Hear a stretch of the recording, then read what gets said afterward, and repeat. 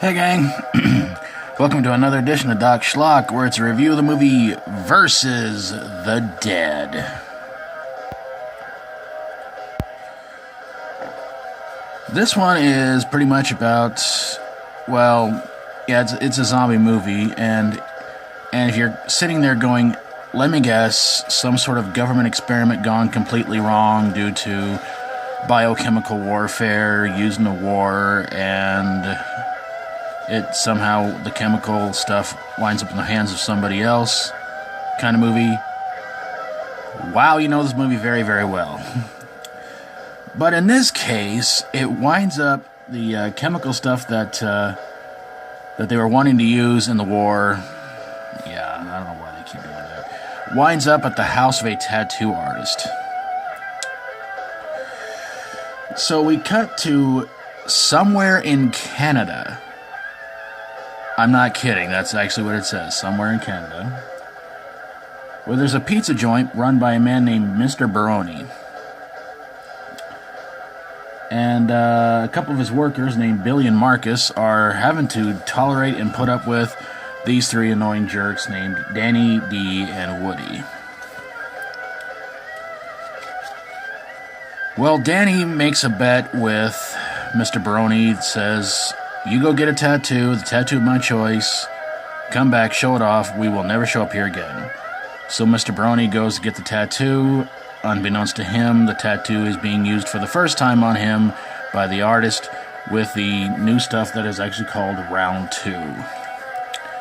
Mr. Baroni goes back to the pizza parlor, shows off the tattoo, which looks pretty bad. I don't mean the artistry, I mean it looks bad. And Mr. Baroni goes in the pizza parlor in the sky, but comes back as a zombie and attacks Dee. Well, they finally take care of Mr. Baroni, and of course there's a zombie attack going on. So Danny, Woody, and Billy are having to try to save their town. But along the way, a couple of officers, let's just call them officers Douchebag and Pretty Cool Guy, are kind of in the middle of things too.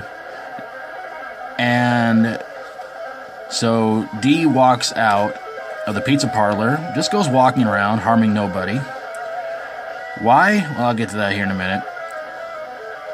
And the two officers pick him up, take him to jail, where Dee sees one of the prisoners, looks like somebody who was messing with him earlier, and you don't really get to see what happens after that because it just kind of goes to some fiery, evening-looking area. So I guess we're to assume that Dee took out all the prisoners in the jail. Yeah. So, why did this movie suck? I will give credit where credit is due before we get to that part. The zombie makeup effects were pretty good, and the gore effects were pretty good. But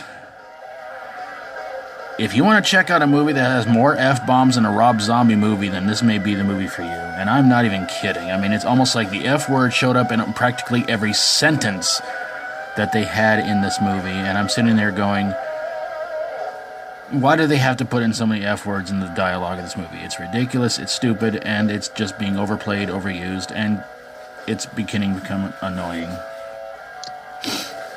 The acting in this was not great, but it was not bad either. But Danny is pretty much the tough guy leader of his little group, and he pretty much treats everybody like crap. One annoying character in the movie would have to be Billy, and he gets made fun of because of his religious beliefs. And Mr. Baroni's wife shows up only to get attacked by one of the zombies they have. The weird thing about this movie is, and I have to give credit to this one too, apparently the zombies in this movie only attack people that make them mad, or that they don't like. So I'll give that credit, but the whole virus thing spreads because of a tattoo put on a very large pizza owner. So, yeah. And Mr. Baroni's wife, good lord, that voice on her is like, Did you just recently have your tonsils taken out? What happened? But if you want to check the movie out, it's on the Kings of Horror channel. And, yeah, again, just fair warning, it has a lot of F-bombs. And, yeah. So if you can put up with it, then go check it out. But there you guys have it, a review of Versus the Dead. And if you've seen it, love to hear from you guys in the comments below about what you think about it, whether you agree or disagree. And of course, if you like my videos, always feel free to subscribe. If you've got a horror, sci-fi horror, comedy horror, or fantasy horror movie that was versus something that had been overdone and pretty much overwell done, I guess you could say, send it my way, and I will get on it ASAP. Thank you guys so very, very much for watching, and until next time, as always, stay strong and rock on.